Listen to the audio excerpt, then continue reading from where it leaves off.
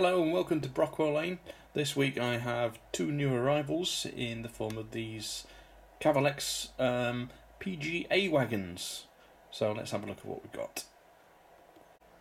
So I noticed these at quite a good price on eBay.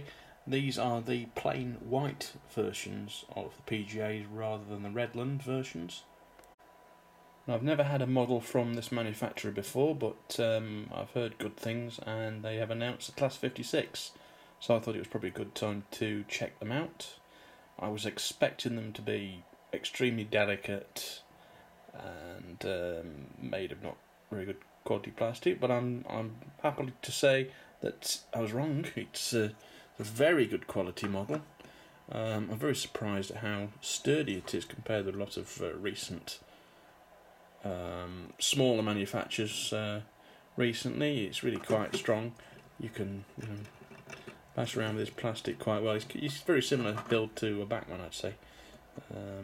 So I'm very happy. It's very detailed, lovely looking model. Nice metal wheels. There's no sprung buffers on it, but this is perfect for what I was wanting. As you might know, I'm doing a model of Peak Forests up near Buxton.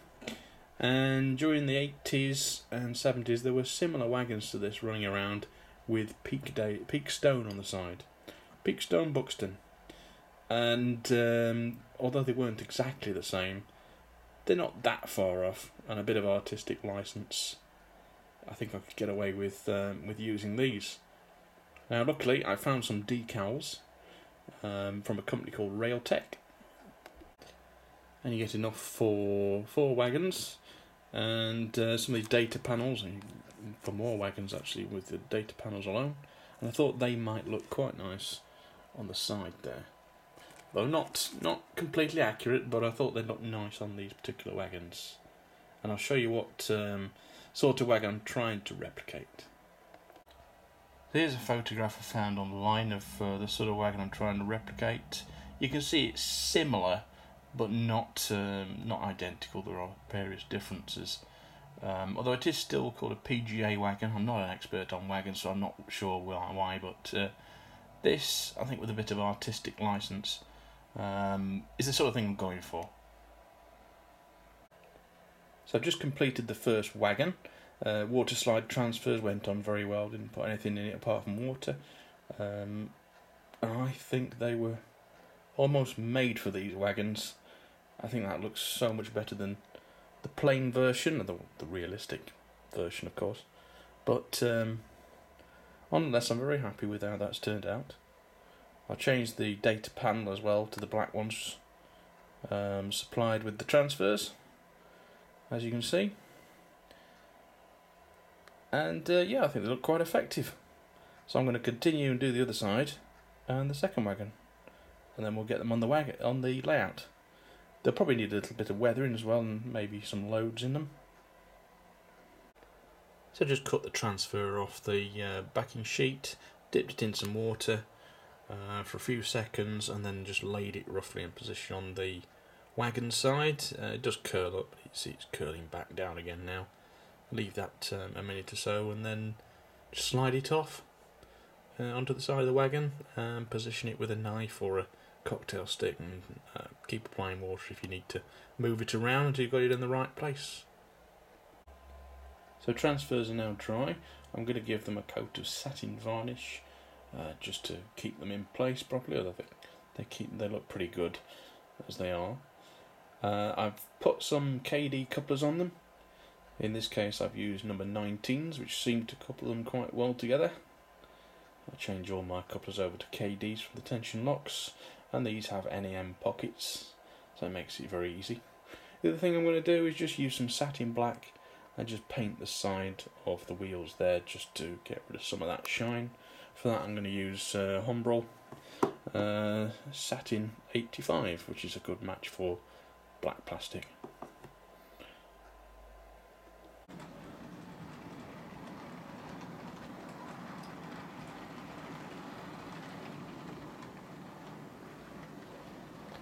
Well, here we are on the layout, quite appropriately a peak, pulling the wagons into my Peak Forest layout, or the the beginnings of it.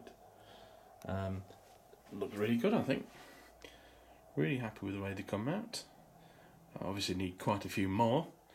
And there is a couple of variations they do with ladders on the side, which might be nice to put in a rake.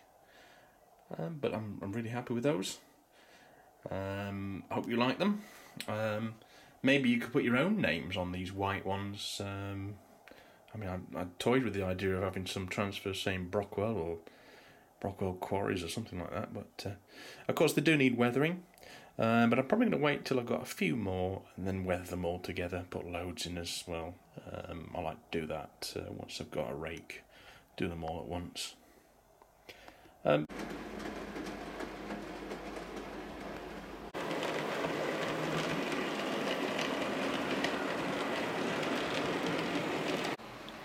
I have been quite busy today making a shelf for my locomotives, which sits above this sharp corner just before it comes out of the bridge and onto the peak forest side. As you can see, there's going to be a piece of sky there, of course, middle of this board, painted blue. But it's really useful. It's MDF. I painted it black, and I can keep my engines on there. And I've also put on the front there all the codes and the locomotive numbers, and they just disappear under that tunnel, which I think it tidies the whole thing up. I'm really quite happy with the progress here. I need to get some more scenery done and some more grassing done, so there's plenty to keep me busy.